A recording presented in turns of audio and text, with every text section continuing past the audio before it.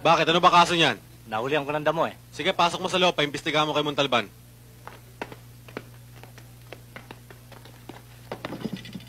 O, Montalban, O, ano yan? damo na naman yan eh. Pinahirapan ako niyan eh. Ikaw nang bahala dyan ha. Iwanan mo na yan. Maghintay ka. Pangalan, 1, apelido.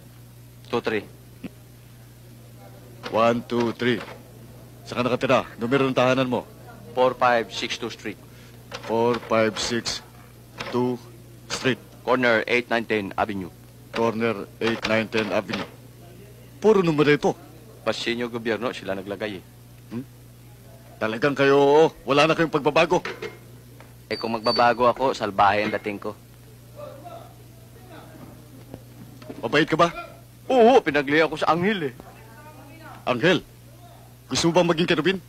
Di naman ho. Ang gawain nyo, masama. Gawaing satanas yan.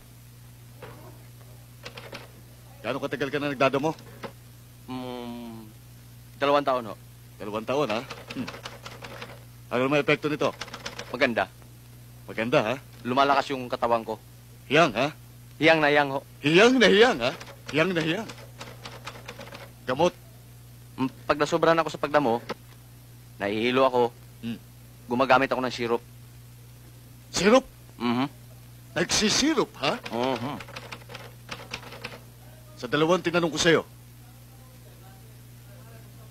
Masama ang dating ng marijuana. Ang masama talaga yun. Kayo ba yung nagmamariwana? Nung araw, Ha? Ano epekto? masama, kaya tinigilan ko. Nagagamot kayo? Hindi. Hindi kayo nakakasakit? Hindi. Sinungaling! Sinisigawan mo Walang taong hindi Sinisigawan mo na ako! Sir. Nagkabaliktad ng sitwasyon. Bakit ka tanong ng tanong? Sagot kayo ng sagot. Juan! Ano ba sinasabi ni Sargento na pinag-ahabol ka raw ng pulis? Hinuli ako sa pagdadamot eh. Bakit? Boss, mas maba magdamo?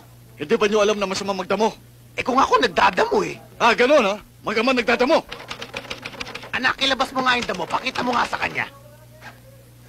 Ito, O, anong marka ng damo na yan? Baret. Meron ba barit? Oh, yun yung pagkain ng kuneho, ng kambing at ng kabayo. Anong trabaho mo? Kutsero. Katunayan nga eh, diyan ko binubuhay ang pamilya ko sa damo. Ah, gano'n. Nagugulan ako. Bakit naman gano'n? Hindi ko kagad sinabi sa akin. Hindi nyo agad tinanong! Mga bisit kayo! Sige, umuwi na kayo! Sige, magsilayas kayo! Wala ba kayong kabayo sa inyo? Oh, mga bisit!